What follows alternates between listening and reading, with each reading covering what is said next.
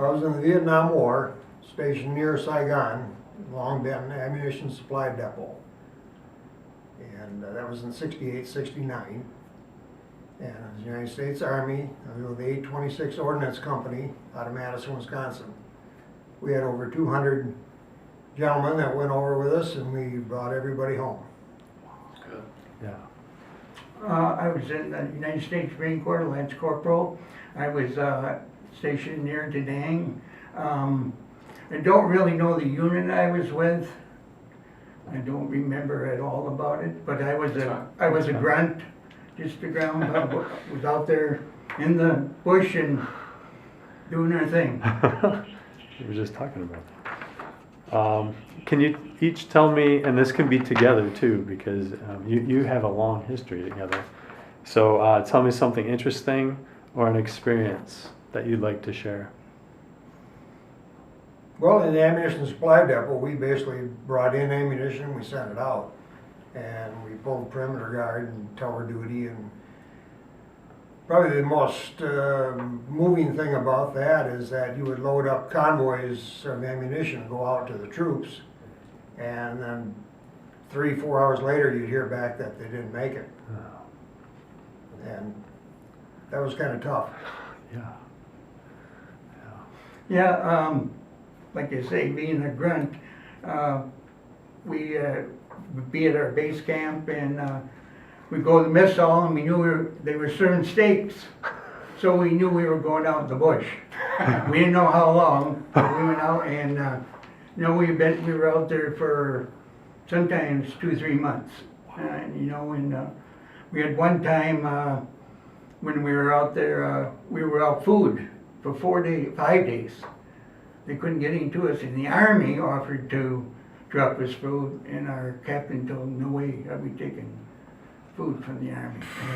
And we were a little ticked off and stuff, but I was in a few firefights. The last one I remember, our lieutenant, we'd go out and we'd go into different villages and just see what was going on or if there's any, and we got opened up on, and that day I think we were out there for like 5 hours.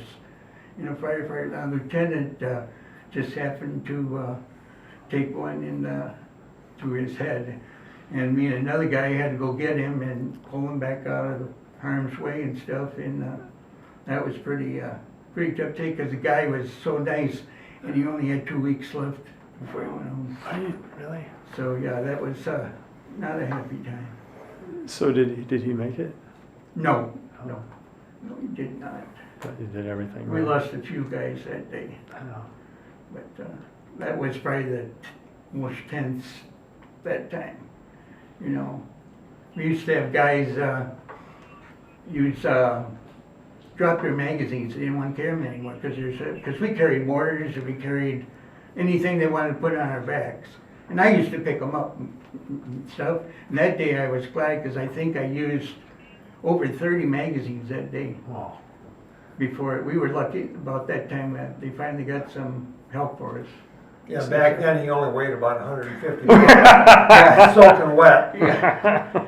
Yeah. So tell us how you decided to join the Marines. Well, I graduated from high school and I knew I was going to get drafted into the Army, and I really did want to go in the Army. And my older brother Roddy was a Marine, and so he took me to the Marine Corps recruiting station, and I signed up. And at that time, the Marine Corps had a 2-year plan, so I signed up for the 2 years, and in July of 68, 68. I went into boot camp.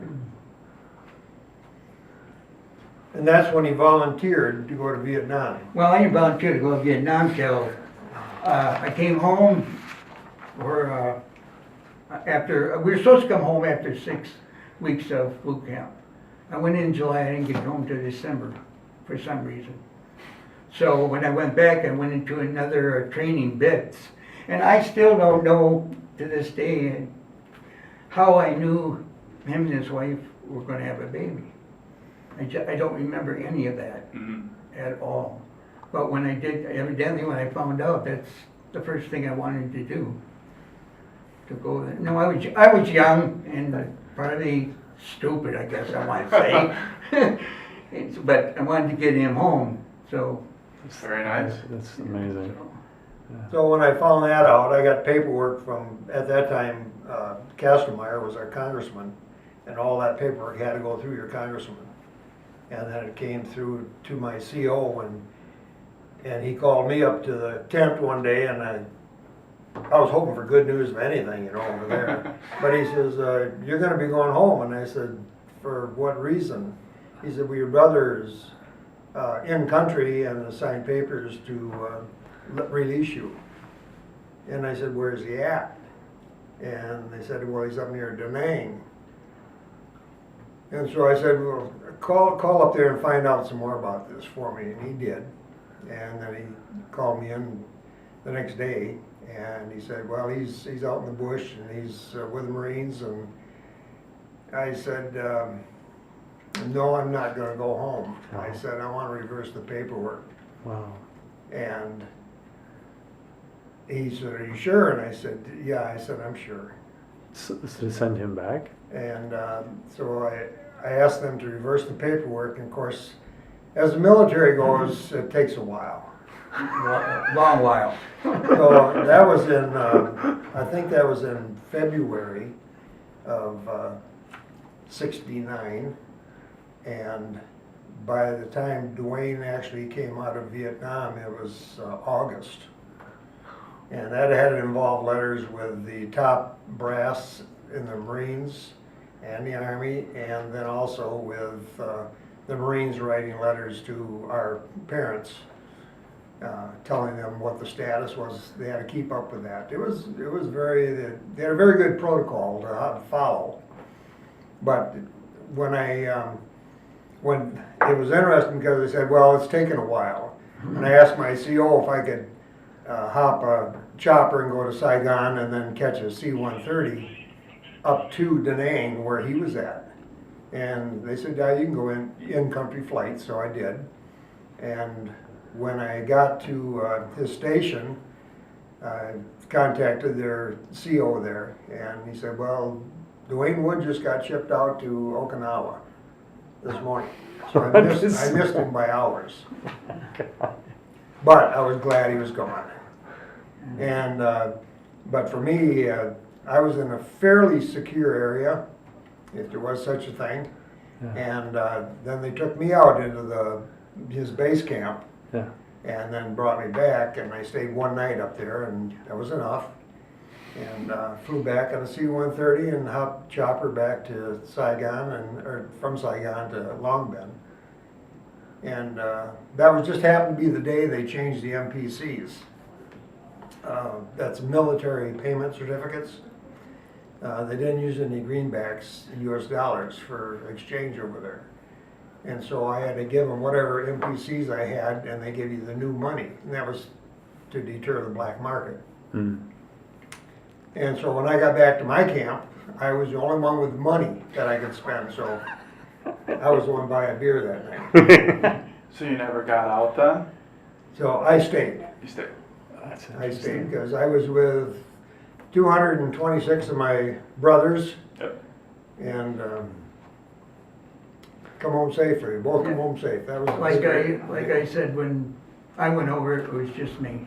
There was no 100 guys going with me. It was just myself going. Maybe if I wouldn't have volunteered, maybe I would have went over with a unit and stuff. Right. But had some scary times when I first got over there. My first 3 M16s all jammed on me in my first 3 firefights. Oh my God. And I cleaned it every day. And Yeah. the first, I think it was like the That was a second, known thing for Yeah. M16s. Yeah. second day I was over there. At night, when you're back at your base camp, you go up, send like 12 guys out to set up a perimeter in case they come. You're there for the first thing, and we got hit, and I shot and jammed on me. So I started I threw all my grenades I had, and we had claymores set up, and we blew those, and they told us to get back to base camp, and we did, and when we got back, our machine gun guy, when they told us to come back, he got up and ran, left his machine gun out there.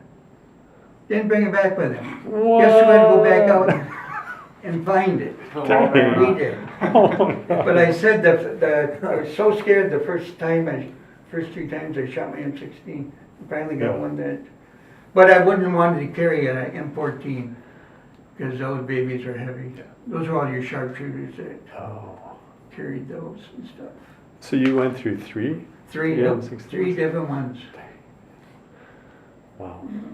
So one of the things we also want to know is how you kind of what, just I guess the story of you kind of coming to the Badger Honor Flight and kind of going together and what you're looking forward to.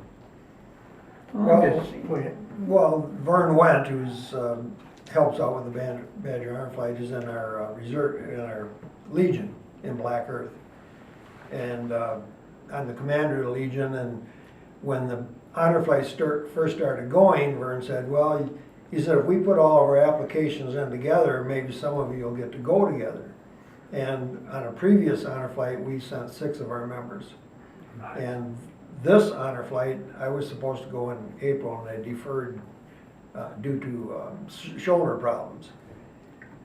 And so just by coincidence, we were both going September Isn't that 22nd. interesting? You know, Oh, wow. But I'm looking forward to the Honor Flight as much for my son as I am for myself.